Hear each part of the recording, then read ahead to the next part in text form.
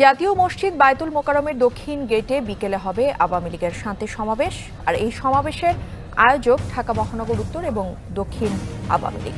দেশে আওয়ামী লীগ নেতাকর্মীদের গ্রেফতার অভিযান অব্যাহত রয়েছে। এরই মধ্যে সারা দেশে কর্মসূচি ঘোষণা করেছে বাংলাদেশ আওয়ামী লীগ। মহান বিজয় দিবস উপলক্ষে জাতীয় স্মৃতিসৌধে শ্রদ্ধা নিবেদন সহ দেশ জুড়ে একগুচ্ছ কর্মসূচি ঘোষণা করে দলটি। বঙ্গবন্ধু এভিনিউতে এই মুহূর্তে আওয়ামী লীগের নেতাকর্মীরা বিভিন্ন আওয়ামী লীগের যে অঙ্গ সংগঠনগুলো রয়েছে সেই অঙ্গ সংগঠনগুলোর নেতাকর্মীরা অবস্থান নিয়েছেন।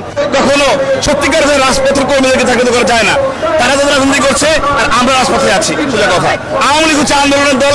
রাজপথ কিভাবে থাকতে হয়, টিকিয়ে রাখতে হয়, সেটা অতীতে বহুবার দেখিয়েছে।